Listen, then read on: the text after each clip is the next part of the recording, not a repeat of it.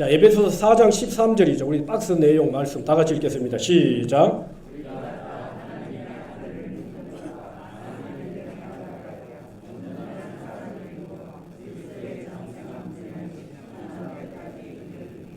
아멘. 자, 에베소서를 교회론이라고 하지요. 에베소서 4장 11절 16절에서는 바울의 교회관이 잘 나타나 있습니다. 자, 바울의 교회관은 곧 어떻게 목회할 것인가에 대한 목회 철학입니다. 목회 철학. 소리 넣어주세요. 자, 목회 철학. 자, 제가 서두에서 말씀드렸습니다만은 교회와 목회자와의 성도의 관계 역시도 뗄래야 뗄 수 없는 관계입니다. 하나님은 자신의 몸된 교회를 세우시고 그 교회를 목회자한테 위임하시고 양무리를 치게 하셨어요. 그래서 목회자와 성도의 관계는 뗄래야 뗄 수 없습니다. 여러분들이 평생 교회 생활 하듯이 평생 목사와 함께 가야 합니다. 이건 하나님이 세우신 교회의 영적 질서예요. 이 관계는 영구적인 겁니다. 일시적인 관계가 아니에요. 주님 오시는 그날까지 교회는 영원합니다. 교회 안에 누가 있나요?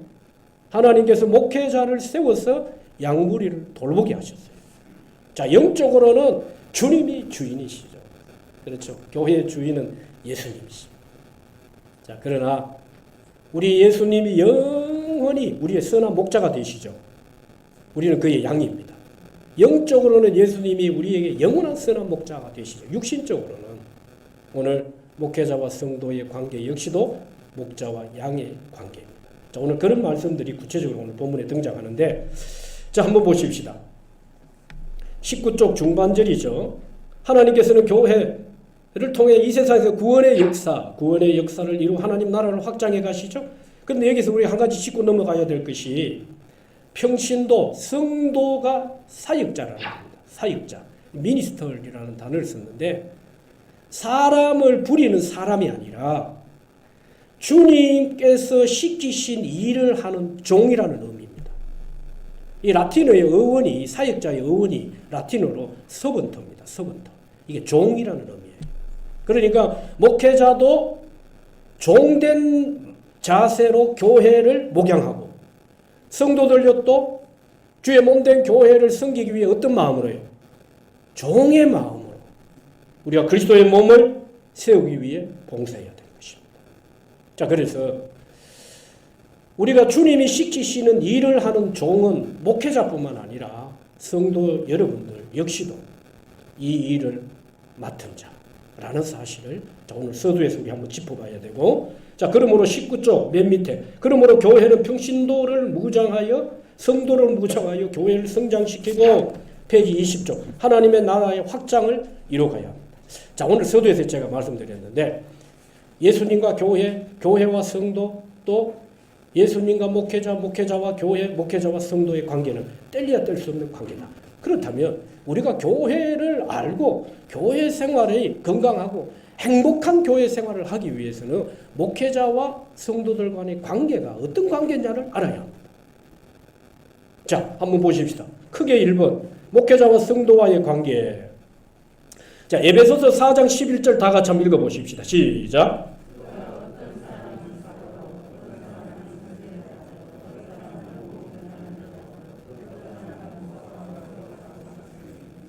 아멘. 자, 그리스도께서 은사를 따라 교회를 위해 직분자를 주셨는데 오늘 갈로 1번에 4가지 직분이 있어요. 4가지 직분. 사도들, 주님의 부활을 직접 목격한 자들이죠. 그런데 지금 이 시대는 예수님 시대는 아니죠. 그렇죠? 사도직은 계승이 안 되었지만은 왜? 사도는 예수님의 부활을 직접 목격한 자다 말입니다. 그러나 사도성은 여전히 계승이 되었어요. 사도성이 뭡니까? 부활의 증인입니다. 예수님 당시의 사도들은 예수님의 부활을 직접적으로 목격도 했지만은 부활의 증인으로 살았습니다. 마찬가지예요. 지금 이 시대에 우리가 예수님의 부활을 직접 눈으로 본 자는 없어요. 그렇죠? 예수님 때 사도직이 그대로 계승되지는 않았지만 사도성은 여전히 교회의 목회자에게 주어져 있다는 거예요. 자, 두 번째 선지자들. 성령의 감동으로 예언하는 사람들이죠. 세 번째 복음 전하는 자들, 예수 그리스도의 복음을 전하는 사람. 그다음 네 번째 목사와 교사. 목사와 교사를 다른 직분으로 보기도 하지만 목사와 교사 앞에 관사가 하나입니다. 하나만. 그러니까 관사라는 말은 쓰이는 말. 그러니까 목사라는 단어 앞에 관사가 있고 또 교사라는 이름 앞에 또 관사가 있는 게 아니고 목사와 교사가 같은 말로 같은 직으로 쓰였다는 거예요. 그래서 관사가 하나입니다. 하나. 자, 페이지 21쪽 한번 보세요. 자, 그래서 목사는 양을 치는 목자를 의미합니다. 목자는 양들을 먹이고 돌보고 양육하면 교사는 가르치는 일을 하죠. 그래서 목회자는 목양과 가르치는 사역이 주어져 있어요. 그래서 잘 목양도 해야 되지만은 목회자는 잘 가르쳐야 돼요. 자, 교회를 위해 주신 목사와 교사는 지금도 계속되는 일시적인 직분이 아니라 영구적인 직분입니다. 자, 서두에서 말씀드렸죠. 주님 오실 동안 교회는 영원합니다. 주님과 함께 영원합니다. 마찬가지로 교회 안의 목회자는 하나님이 교회가 존속하고 있는 동안은 반드시 목회자를 세우셔서 목양을 하고 가르치게 하셨다는 거예요. 자, 갈로 두 번째 한번 보십시다. 목회자와 성도와의 관계. 자, 목회자와 성도의 크게 목회자와 성도와의 관계 갈로 1부 네 가지 직분에서 목회자의 정체성을 말해준 겁니다. 직위의 정체성을 말해준 거예요. 자, 두 번째 목회자와 성도의 관계. 첫 번째 목자와 양의 관계. 요한복음 10장 4절에 나는 선한 목자라. 나는 내 양을 알고 양도 나를 아는 것이니라. 그래 말했습니다. 영적으로는 예수님이 우리의 영원한 선한 목자가 되시지만은 육신적으로는 목회자와 성도는 목자와 양의 관계입니다. 자, 그런데 오늘 본문에 요한복음 10장 14절에 보니까 목사는 양무리를 아는 자 그랬습니다. 그러면 양은 목자를 알까요, 모를까요? 양도 목자를 알고 목자도 양을 안다는 거예요. 여러분, 양이 목자와 멀리 떨어져 있거나 양이 목자를 모르거나 목자와 성도, 목회자와 성도, 목자와 양의 관계는 그런 관계가 아니란 말이에요. 네?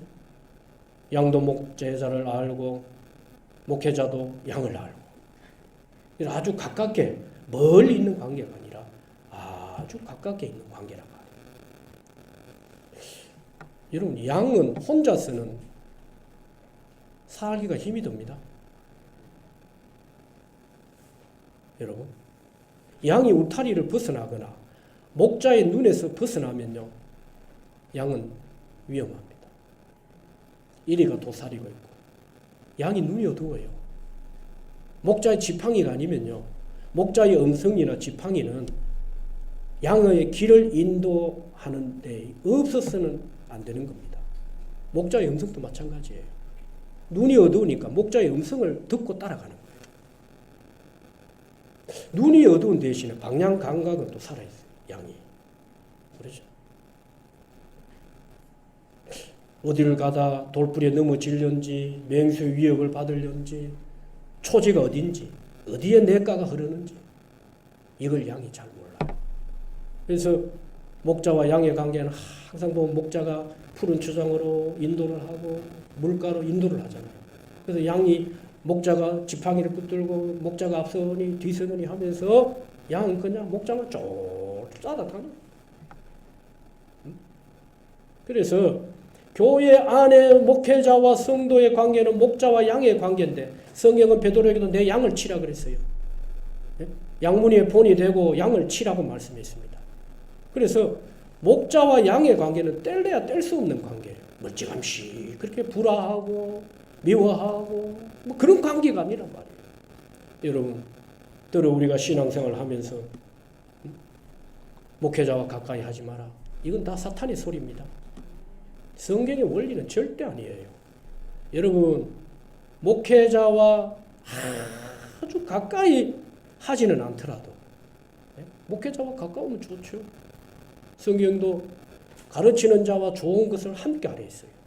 그렇죠? 배나 존경하고 목자와 양은 뗄 수 없는 관계. 아니 목사님 저는 뭐 울타리 안에 양은 내 혼자 놀랍니다. 목자의 음성도 지팡이도 의지하지 않고 목자의 음성도 듣지 않고 그거는 그 목자의 양이 아니에요.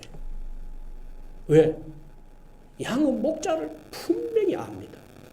예? 목자의 음성을 안단 말이에요. 아주 늘상 듣던 음성이네. 그러고는 양이 따라간다니까요. 예? 머리까지는 못 보더라도 예? 음성이 왼쪽에서 아무개야 하면 예? 지팡이로 톡톡 치면 이거 날 부르는구나 하고 금방 그 음성을 안다는 거예요. 목자도 양을 안다는 거예요. 서로 아는 관계입니다. 할렐루야. 예? 여러분 목회자와 아주 가까운 관계가 설령 아니 되더라도 여러분들이 목자와 불화하거나 목자와 다투면 안 돼요. 있을 수 없는 일이죠. 그렇잖아요. 목자는 양을 인도하는 자인데 양이 목자와 싸우고 목자와 다투고 목자와 불화하면 여러분 어떻게 됩니까? 우리가요. 이 지금 교회에 대한 이해도 이해지만은 목회자와 교회와 성도와의 관계가 어떤 관계인가를 이걸 우리가 바로 알아야 돼요. 이걸 잘 몰라서 교회 생활에 실패하고 넘어지고 시험에 빠지고 하는 경우가 얼마나 많은지. 여러분 신앙생활의 실패는 엄밀히 따지면 교회 생활 실패입니다. 아닌 것 같죠? 분명히 그렇습니다. 여러분 신앙생활이 뭔가 잘 안 되고 있다. 한번 잘 따지고 들어가 보세요. 교회 생활이 건강하지 않습니다. 교회 생활이. 신앙생활은 교회 생활과 직접적으로 연결되어 있어요. 별개의 문제가 아니라. 별개의 관계가 아니라니까. 자, 한번 계속 보십시다. 자, 두 번째는 아비와 자녀와의 관계라. 데살로니가 전서 2장 11절에 너희도 아는 바와 같이 우리가 너희 각 사람에게 아버지가 자기 자녀에게 하듯 권면하고 위로하고 경계하노니 아버지와 자녀의 관계로 말하고 있습니다. 그래서 목회자는 영적 아비로서 성도를 자녀와 같이 양육하고 영적 자녀는 아비의 책망을 받아들이고 순종합니다. 그래서 성도는 목회자를 아비를 대하듯이 하고 목회자는 자식을 대하듯이 해요. 그래서 목회자와 성도의 관계가 어떤 관계냐? 경계하고 거리를 두고 이런 관계가 아니라는 거예요. 여러분. 자, 그 다음에 크게 두 번째 목회자를 주신 이유와 목적이 뭡니까? 에베소서 4장 12절 다 같이요. 시작.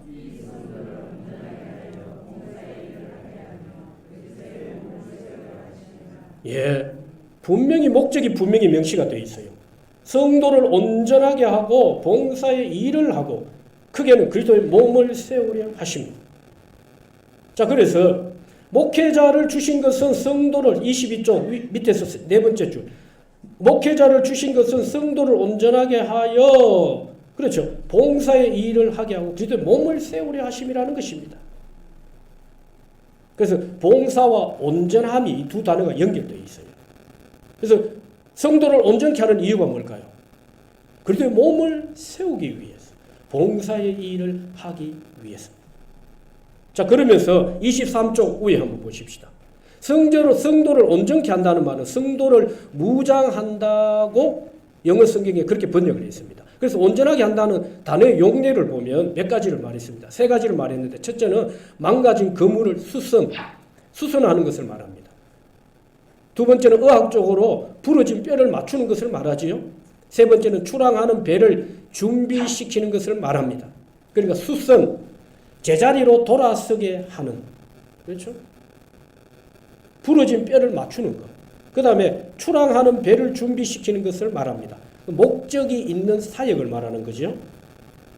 그래서 목회자는 성도를 온전하게 하는데 그물이 찢어진 것을 수선하는 것처럼 말씀으로 때로는 찢어진 믿음을 말씀으로 수리하고 수선하는 역할을 누가 하느냐?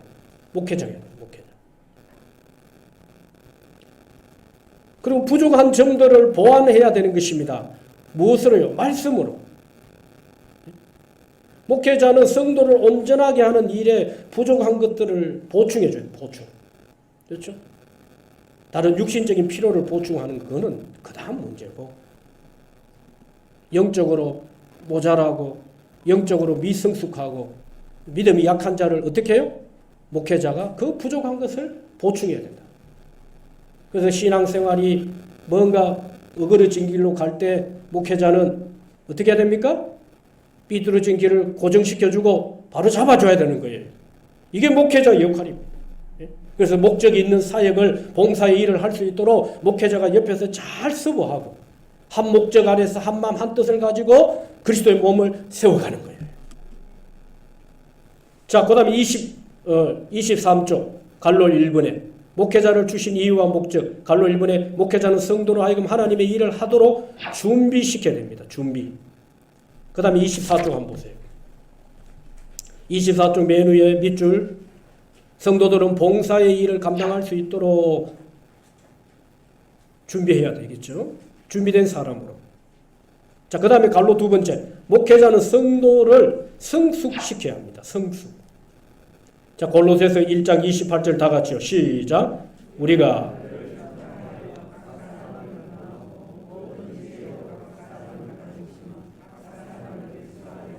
완전한 자로 세우려 하매니. 아멘. 자, 각 사람을 구원한다는 거죠. 각 사람을 구원하고 각 사람을 가르치면, 구원하고 가르치는 이유가 뭘까요? 그리스도 안에서 완전한 자로 세우려 하심이라. 그래서 바울의 가르침의 목적은 각 사람을 완전한 자로 세우는 것이었는데, 이 완전한 자는 성숙한 자를 말합니다. 성숙한 자. 온전한 자와 같은 의미죠. 목회자는 성도들을 신앙적으로나 인격적으로, 영적으로 성숙시켜야 합니다. 이게 목회자에게 주신 사명이에요. 어린아이면 소년이 되도록 영적으로 자꾸 믿음이 자라고 영적으로 자라날 수 있도록 목회자는 그걸 도와야 돼요. 자, 갈로 세 번째, 목회자는 성도를 무장시켜야 합니다. 무장. 봉사의 일을 통해서 그리스도의 몸을 세우기 위해서는 성도를 무장시켜야 돼요. 무장. 이게 무장도 다 성도를 성숙한 자로 세우기 위해서 반드시 필요한 과정입니다. 24쪽 맨 밑에서 두 번째 줄, 성도들이 훈련되어 무장되지 않고는 하나님의 일을 적극적으로 감당할 수가 없죠. 그래서 25쪽 맨 위에 교회는 일꾼들을 보내달라고만 하지 말고 일꾼을 키워내야 돼요. 일꾼을. 교회 안에 제자 사역이라든지 기도 훈련, 전도 훈련, 뭐 이런 모든 것들이 결국은 일꾼으로 쓰임 받는 경우도 있지만은 일꾼을 키워내는 과정이에요. 교회는 여러분 일꾼이 들어오기도 하지만은 교회 자체적으로 일꾼이 세워져야 돼요. 교회. 그래서 제자 같은 일꾼이 세워지고 그 제자가 또 다른 제자를 만들고, 이 재생산 사역 아닙니까? 아니, 여러분 교회는 영적인 기관이에요. 생명의 역사가 있는 곳이라니까요. 이게 생명을 낳는 역사가 없다면 그 교회는 죽은 교회예요. 그러니까 교회 안에 제자가 만들어지고 일꾼이 만들어지면 또 다른 일꾼들 또 만들고 제자를 또 만들고 그 제자는 또 다른 제자를 키우고 그 제자를 통해서 재생산이 계속, 이런 사역들이 교회 안에 순환 반복돼야 된다. 주님이 오늘 교회를 세우시고 그 교회를 위임하며 양무리를 치도록 하셨는데, 목회자의 본질적인 사역이 어떤 사역이냐? 목회자를 교회에 주신 이유가 뭐냐? 이걸 오늘 여러분들이 이 교제를 통해서, 아, 목회자가 이런 일을 해야 되구나. 목회자에 대한 이해를 여러분 새롭게 하셔야 됩니다. 우리 목사님은 세상적으로 이것도 잘하고 저것도 잘하고, 저는 슈퍼맨이 아닙니다. 하나님께서 자신의 몸을 세우기 위해서 목회자를 주셨는데 목회자가 할 일이 본질적인 사역이 뭐냐? 성도들을 온전케 하는. 그래서 잘못된 거 고치고 때는 꾸중도 하고 훈계도 하고 책망도 하고 잘못된 길을 가면 그거 안 됩니다. 그래 가면 안 됩니다. 왜?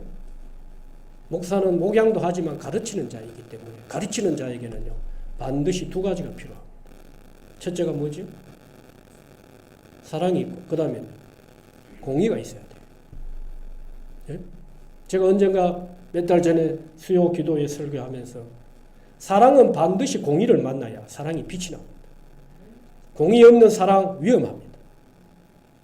그리고 공의 안에서는 반드시 사랑이 있어야 돼요.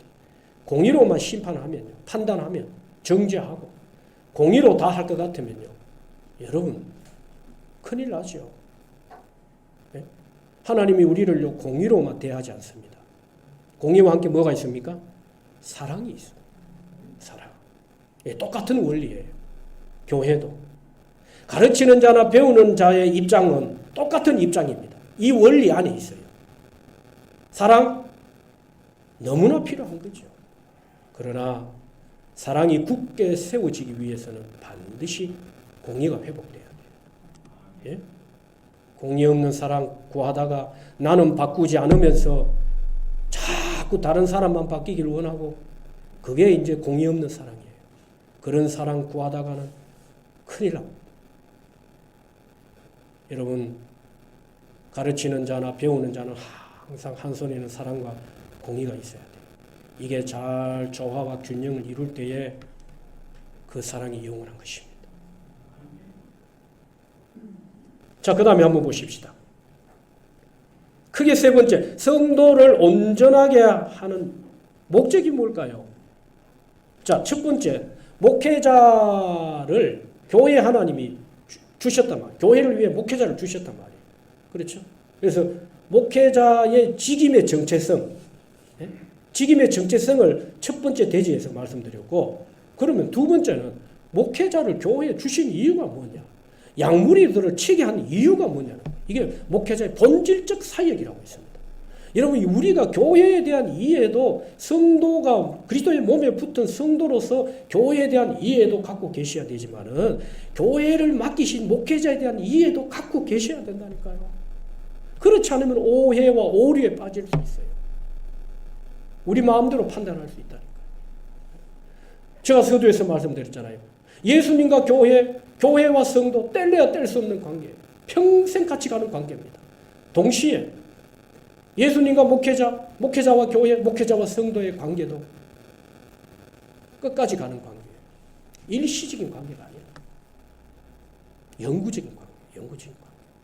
그래서 우리가 성경에서 목회자와 교회의 관계, 성도와의 관계를 어떻게 말하고 있느냐에 대한 걸 이걸 우리가 제대로 알아야 제가 여러분 자주 하는 말씀, 요즘 제가 그런 단어 잘 안 쓰죠.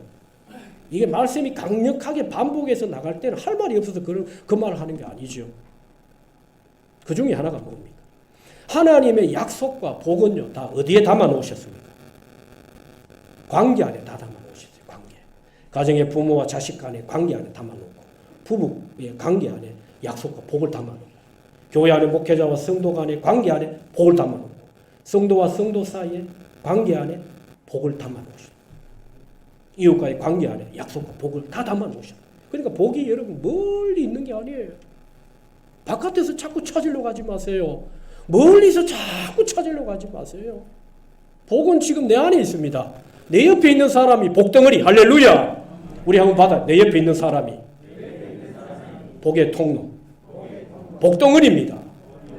우리 서로 한번 마주 보면서 당신은 나의 복덩어리입니다.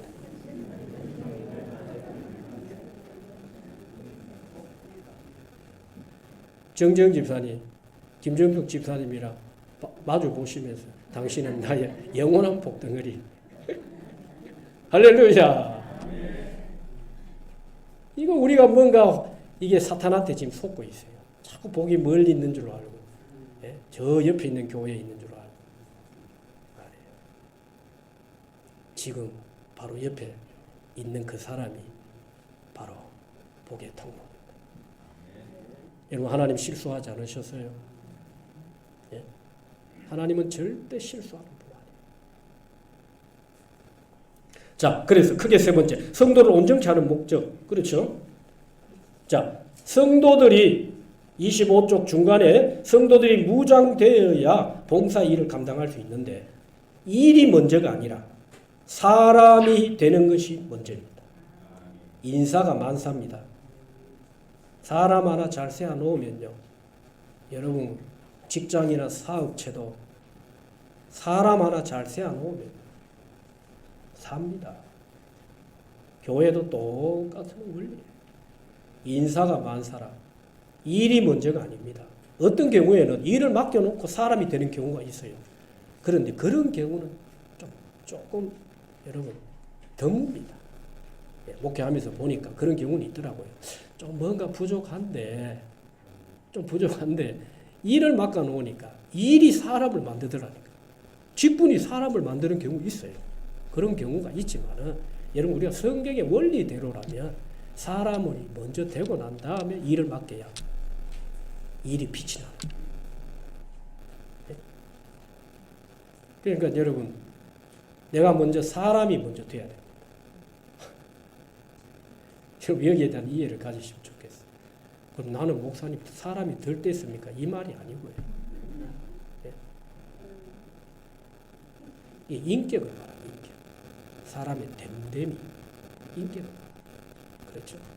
그래서 여러분 초대교회의 일꾼 선택의 원리 중에 착한 바나바, 칭찬 듣는 아무개 그랬어요. 그러니까 교회 일꾼은요.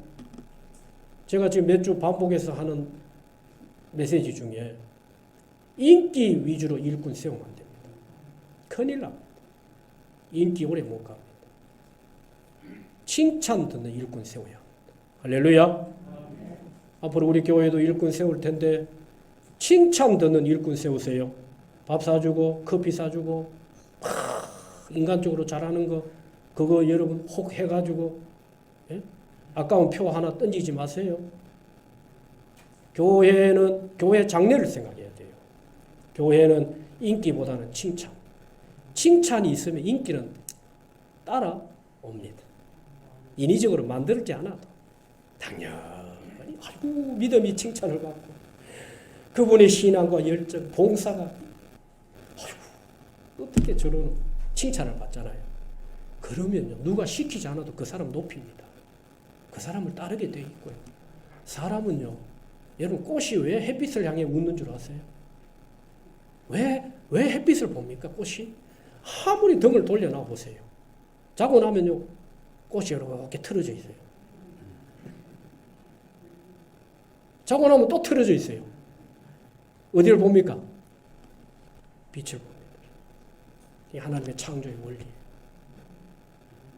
여러분, 그래서 우리가 착한 바나바, 칭찬받는 일꾼 세워야 돼요. 그래야 그것이 본인한테도 유익이 되고 교회, 그리스도의 몸을 세우는 일에 큰 유익이 되는 거예요. 이게 믿음도 있는 것 같고 직분도 있단 말이에요. 직분도 있는데 사람이 인격이 모자라가지고 그 직분이 빛이 안 나고 모양새도 없고 사람이 격이 안 나와. 격이. 그런 경우 있어요. 참 안타깝죠. 네?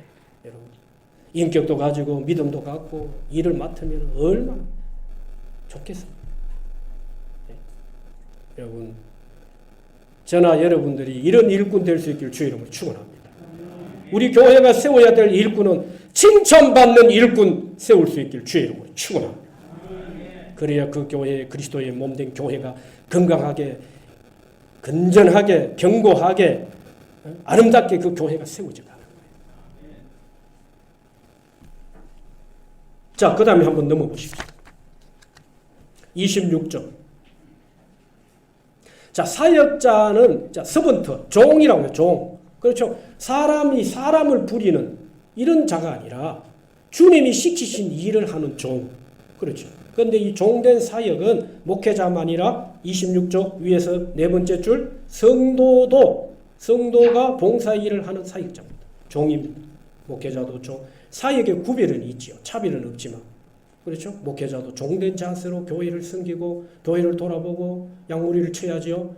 성도들도 그리스도의 몸을 세우는데 봉사하되 어떤 마음으로 해요? 종의 자세로 해야 됩니다. 종의 자세로. 이게 사역의 본질이죠. 자, 그 다음에 보세요. 그래서 목회자와 성도의 관계는 서로 상호 보완적 관계입니다. 서로 상호 보완적. 각자에게 주어진 역할이 있죠. 여러분, 목회자가 우리 장로님들 일을 다 할 수 없고요. 안수 집사님들 일을 다 할 수 없고, 권사님들의 일을 다 할 수 없어요. 자, 우리 교회도 이제 꼭 있으면 여전도사님 한 분을 세울 텐데, 제가 이게 이제 교회가 자꾸 이 성도들이 늘고, 여러분, 뭔가 준비되면 하나님이 채우시는 거예요. 예? 교회의 부흥은 그릇의 문제입니다. 여러분, 깊은 이해가 있길 주의 이름으로 축원합니다. 교회 부흥은 그릇의 문제입니다. 그릇. 큰 그릇으로 준비되면 하나님이 채우시는 거예요. 예? 조그마한 종지 같은 그릇, 그거 가지고 자꾸 뭘 달락하고 채우려고 하면, 여러분, 가득 채워봐도요. 그릇이 작은데. 별로 표시도 안 나요. 그래서 교회의 부흥은 그릇의 차이입니다. 우리가 큰 그릇으로, 자, 영적으로 믿음으로, 예? 우리가 열린 마음들 갖고, 지금 하나님이 여러분 그런 생각 혹시라도 그런 생각 하지 마세요. 생각이라도 하지 마세요. 그런 생각 들어오시거든 빨리 입으로 고백을 하셔야 돼요. 믿음의 고백을 하시고 창조적인 언어를 사용하고 가능성과 희망을 말하고 하나님이 하시리라. 아이고 5,800세대 와도 뭐 그런 생각은 저는 새벽마다 집에서 나올 때 제가 뭐 이제 새벽기도 마치고 뭐 운동도 가고 하기 때문에 차를 가지고 가까운 데서 차를 가지고 옵니다만 발을 디딜 때마다 하나님 이 땅을 복되게 하소서. 할렐루야. 이 땅을 복되게 하소서. 내가 바른 이 지역을 복되게 하시고 이 교회를 복되게 하시고 이 땅을 복되게 해달라. 여러분, 하나님은 우리의 생각에 묶어 놓지 마십시오. 하나님은 시와 공간을 초월하십니다. 여러분 생각에 묶는 데서 하나님 묶이는 분 아니에요. 이왕이면 시간과 공간을 초월하고 양을 초월하고 지금의 형편과 처지, 예? 부족을 초월해서 하나님이 하실 일을 기대하며 우리가 하나님의 뜻 맞추기만 잘하면 돼요. 큰 그릇으로 준비만 하면 돼요. 하시는 건 하나님이 하시다. 그래서 그런 마음들이 들어올 때 여러분 믿음을 고백할 수 있기를 주의 이름으로 축원합니다. 부흥의 언어들을 고백하십시오. 성장의 언어들, 성장의 성숙의 언어들을 고백하십시오. 기적의 언어들을 고백하십시오. 축복의 언어들을 고백하셔야 됩니다. 안 되고 어려울 때, 막힐 때, 그때 말이 중요합니다. 보이는 대로 들리는 대로 말할 것 같으면 주님이 뭐가 필요합니까? 믿음이 뭐 그렇게 믿음의 에너지가 필요할까요? 바라는 것, 보이지 않는 것들의 증거와 실상을 붙들고 오늘도 저와 여러분들이 사는 줄 믿습니다. 믿음의 고백들이 쏟아지면 하나님께서 우리를 준비시키실 거예요. 어떤 환경, 관계, 문제를 통해 가지고 하나님은 우리를 준비시키실 것입니다. 자, 상호 보완적. 그래서 26쪽 밑에서 7번째 줄, 목회자는 성도를 돕는 자이고 성도는 일하는 사역자. 그러니까 상호 보완적이란 말이에요. 예? 목회자는 성도들이 잘 봉사할 수 있도록 옆에서 서버하고 도와주고 격려하고, 예? 좀 일 아니면 안 된다 말도 하고, 자꾸 목회자가 좋은 말만 하고, 예? 그저 귀에 듣기 좋은 말만 하고, 여러분 그런 목회자 사모하지 마세요. 그 별로 좋은 목회자 아닙니다. 저도 목사지만 듣기 좋은 말만 하는 목사를 찾지 마세요. 여러분, 내가 잘하고 성숙하기 위해서는요, 듣기 좋은 말도 해야 되지만은 듣기 싫은 말을 해주는 목사가 정말 날 사랑하는 목사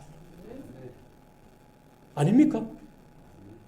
아니 여러분 학교 생활 지나오면서 스승과 제자 사이에 그래도요, 저는 고등학교 때 교련 선생이 지금 가장 기억에 남습니다. 교련 선생 얼마나 무섭습니까? 학교 뭡니까? 예, 그 행동 과장 아닙니까? 뭐 규율 과장 제일 기억에 남아요. 저는 왜? 교련 선생님한테 참 많이 맞았어요. 그런데 어린 마음에 맞을 때는 이랬는데 지나와서 보니까 그래도 날 사랑하고, 근데 사랑은 그때는 몰랐죠. 그런데 지나와 보니까 그게 사랑이고 관심이더라니까. 여러분, 따가운 매로만 남아있는 게 아니더라고요. 그 교른先生의 따가운 말, 칭찬, 격려의 말, 때로는 오늘 내가 여기까지 온 거예요. 여러분, 우리 인생 죄송하지만, 외람되지만, 우리 인생 그냥 된 거 아닙니다. 하나님 은혜로 되어지고, 주변의 멘토들, 어머님의 희생과 눈물, 그 헌신과 땀으로 오늘 내가 있는 거예요. 교회 하는 목회자의 눈물의 기도가 있고, 헌신이 있고, 여러분, 다 내 힘으로 내 혼자 살아온 거 아닙니다. 자, 그러므로 26조, 교회는 목회자 혼자만 운전하는 버스형보다는 오히려 리어카형. 여러분 리어카 아시죠? 밀고 땡기고. 그렇죠? 목회자가 때로는 무거운 짐도 내가 져야 될 때가 있어요. 목회자이기 때문에. 그렇죠? 다 살라고 발부둥 쳐도 죽고자 하는 마음으로 내가 져야 될 때가 있어요. 그럴 때는 교인들이 어떻게 합니까? 우리 장로님들이 옆에서 밀고 뒤에서 밀고 교인들이 함께 힘겨워 지쳐있는 목회자 그 무거운 짐 끈다. 아니 무거운 짐도 안 끄고 내 혼자 살라고 도망가는 목회자는 도울 필요가 없어요. 그러나 교회 세우고 무거운 짐이라도 그거 지고 가려고 하는 목회자가 있으면 어떻게 됩니까? 아이고 목사님 혼자 잘해 보이소. 3,000마리 말이소. 그런 생각은요 아예 우리가 생각도 하죠. 목사님 혼자 잘해 보이소. 잘해 볼게요. 교회 안 되는 줄 아세요? 여러분 그런 교만입니다. 예? 여러분 아니면 또 다른 사람이 하게 돼 있어. 주인공 되세요. 방관자, 구경꾼 되지 마시고 목사님 혼자 한번 잘해 보이소. 예, 잘합니다. 더 잘할 겁니다. 예? 여러분 오늘 본문이 역하형, 버스형 이 말이 나오니까 하는 얘기입니다. 그렇다는 게 아니고 이왕이면 무거운 짐 지고 끌고 가는 목회자 같이 교회 세우는 일에 하나 될 수 있길 주의 이름으로 축원합니다. 자, 그 다음에 교회는 찬양대와 같이 목회자가 지휘를 한다면 성도들 전체가 소리를 내서 찬양하는 거야. 하모니가 중요해. 하모니. 내 혼자 소프라노 잘한다 해가지고 삑 소리 나면 안 되는 거죠. 그렇죠. 자, 그 다음에 27조 목회자는 슈퍼맨이기보다는 양들을 기르는 목자형이 성경적입니다. 이런 목회자도 100가지 다 잘할 수가 없지요. 하나님은요 목회자에게 목사에게 목양을 맡긴 거지 슈퍼맨 되라고 한 거 아닙니다. 목사님 왜 이거는 못합니까? 저는 못합니까? 아니 어째서 제가 신도 아니고 예수님도 아닌데 내가 어떻게 10가지 100가지 다 잘합니까? 못하는 걸 누가 해줍니까? 여러분들이 돕고 보완시키고 충족시키고 그렇잖아요. 이렇게 교회 세워가는 겁니다. 목회자를 마치 슈퍼맨 같이 생각하셔서 여러분 얼마나 왕부담이에요. 난 슈퍼맨이 아닌데 여러분들은 눈총을 보시면 아이고 목사님 와 이거 뭐하노 이럴 때 참 마음이 아파요. 아이고 내보다도 실력 있는 목회자 있으면 저러지 않을 텐데 그런 생각도 들고 그러나 의아겠습니다. 요게 내 분량인데 자, 중요한 거는 그 사람이 어떤 자원을 갖고 있냐 실력을 갖고 있냐 이것도 잘하고 저것도 다 제조가 좋겠지만 있으면 좋겠지만 그런 목회자가 없습니다. 하나님은 부족하고 비스무리하게 갖다 놔놓은 데려 놔놓은 너희들이 한번 세워보라. 목회자도 어린 성도들 잘 건사해서 한번 온전하게 만들어봐라. 해서 하나님이 실수하지 않으신 하나님이 다 필요해서 목회자 보내주시고 성도들 만나게 하시고 할렐루야. 한 울타리 공동체 안에서 지난번 우리 윤전사님 설교 중에 그런 얘기를 하더라. 울타리라는 단어에 제가 약간의 그 적용점이 있었는데 그게 뭐 울타리예요. 얘는 울타리가 이게 올가매는 것 같지요? 아닙니다. 울타리는 우리를 지켜주는 거예요. 예. 이게 하나님의 은혜라. 자, 한번 보십시다. 봉사의 목적. 자, 중간에 봉사 일을 하는 그리스도의 몸을 세우는 것이 성도들의 일입니다. 목회자의 일이요, 성도들의 일이다. 여기서 그리스도의 몸은 교회를 말하고 성도들을 말하는 것이죠. 자, 여기 그리고 세운다는 말은 27조 밑에서 7번째 줄 세운다는 말은 건축한다. 이게 교회 그리스도의 몸을 봉사 온전한 자가 되어 성숙한 자들로 통해서 그리스도의 몸이 세워지는 거잖아요. 봉사 일을 통해서. 그런데 이것이 이제 교회 건축 성장과 비유해요. 그러니까 결국 뭘 말하느냐면 그리스도의 몸이 세워지는 것은 곧 자신이 세워지는 거예요. 우리가 영적으로 성장합니다. 여러분 교회 성장, 교회만 커지는 거 아닙니다. 우리 자신도 영적으로 성장하고 자라요. 성숙의 길로 가요. 자, 그 다음에 넘어보십시다. 28조.